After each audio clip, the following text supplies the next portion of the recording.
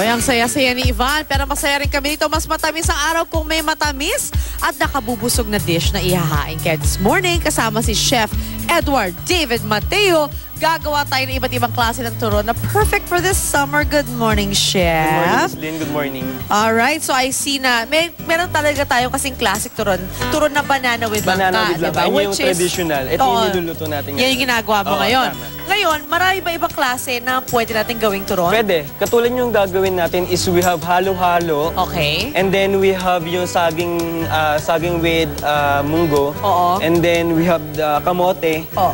So basically, kahit ano pwede mong Pwede gawing naman. turon. Oo. Okay. Basta the base is banana. Yes, Because of basta turon. banana laging meron. Oo. Okay, ang question ko is, bakit mo tinatago rito sa tela yung turon wrapper? Tinatago ko siya sa damp cloth sa basa para hindi siya mag-dry agad. Mabilis siya mag-dry talaga. Mag-dry. Kapag nag-dry agad siya kasi, mas mahirap na siyang i-fold kasi nagbe-break na siya. Okay. Kaya mas magandang ano siya. Panatilihing yung under the damp cloth siya, kumbaga. Tama. Okay, so sa mga nanay na tulad ko, itong mga to, do we buy it?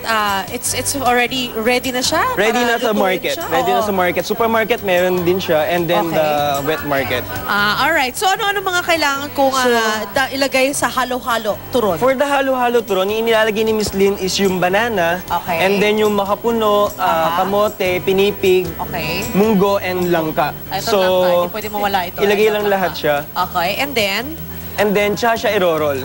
hindi ko na siya kailangan ng sugar pa, no? No need na kasi matamis na yung mga munggo Alright. natin eh. Okay. Paano ba ang tamang pagbalot nito? Kasi baka biglang bumukas siya eh. Yung sa'yo, sige So, nga. una, medyo gitna lang ng konti and Okay. then overlap lang. Aha. And then, fold natin sa side.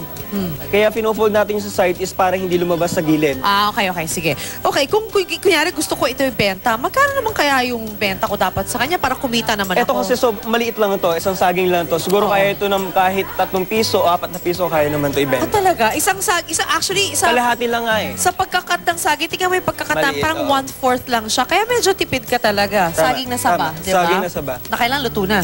Hindi. Okay. Hindi. Talaga? Kahit hindi. Kahit Hindi basta pa. hinog lang siya. Hinog na, okay. Pag hilaw kasi baka mapaklapa. Mapaklapa Yun, di ba? yun. Hirap kainin.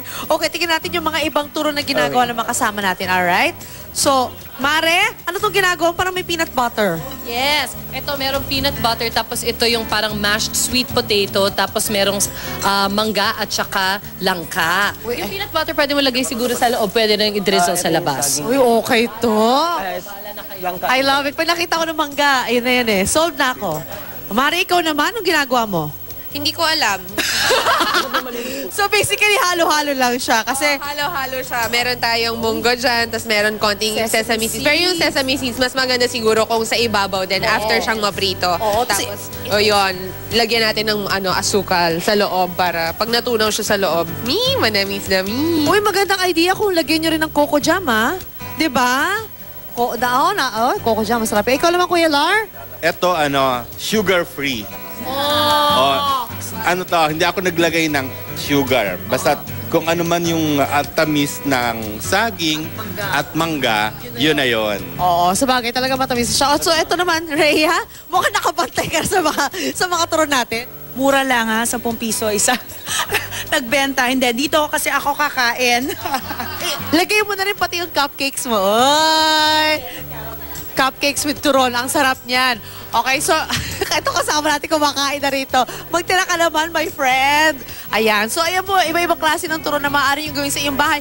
Pwede nyo ibigay sa inyong mga anak, kainin nyo, ibenta nyo, pwedeng-pwede yan. Siyempre, maraming salamat, Chef. Thank you Thank you, so Miss much. Okay, magluluto ako mamaya. Anyway, Mare. Ito, piprituhin na lang ito. Ready to go na Ganda ng kaniluan. pagkabalot ko in fairness sa akin. Correct. At surprise, hindi mo alam kung ano laman itong mga to halo-halo yung Kung ano gawa, lang diba? nilagay ko. Good luck. Kanya-kanya tayo paraan ng papapresko ngayong panahon ng tag-init.